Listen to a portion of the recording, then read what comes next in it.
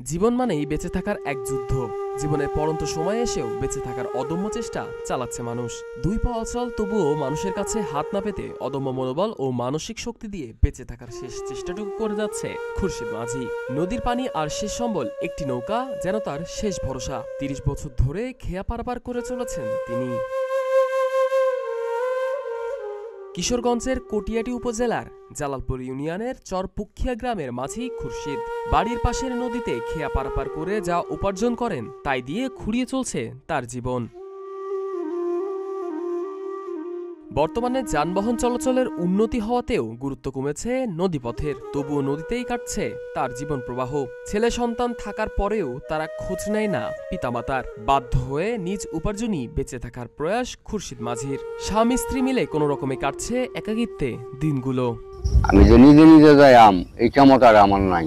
প্রতিবন্ধী কোন রকম গুদারা চালা সকালে দেয়া যায় সন্ধ্যার সময় আনি কোন রকম চলি আহি।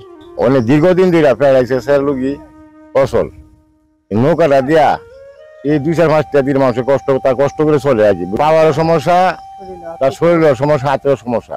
বুঝলেন, শীতকালে আমরা ছোট থেকে দেখতেছি যে খুব কষ্টে দিন পার করতেছে। এখন বর্তমানে অবস্থা আছে অচল অবস্থা। খুশিদকার আমার চাষি সম্পর্ক হয়, সে একবার আনে আরেকবার তুলে নিয়ে যা। সে এমন অবস্থায় আছে, আর্থিক অবস্থা এত খারাপ, সে চলতে পারে না।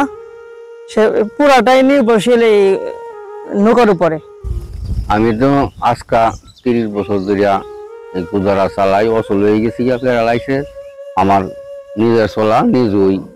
আমি যে নিজে নিজে যাই এই ক্ষমতা আমার নাই। আমার তো পা অচল, হাত তো আর আল্লাহর মতে অচল না।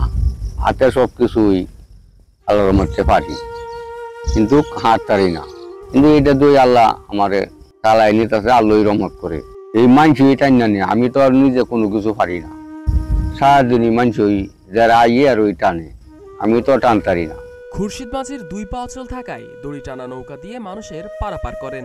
অধিকাংশ সময় যাত্রীরাই দড়ি টেনে নদী পার হন। এভাবেই প্রতিদিন সকাল থেকে সন্ধ্যা পর্যন্ত চলছে খুরশিদ মাঝির দিনগুলো। ডেস্ক রিপোর্ট, প্রতিদিনের বাংলাদেশ।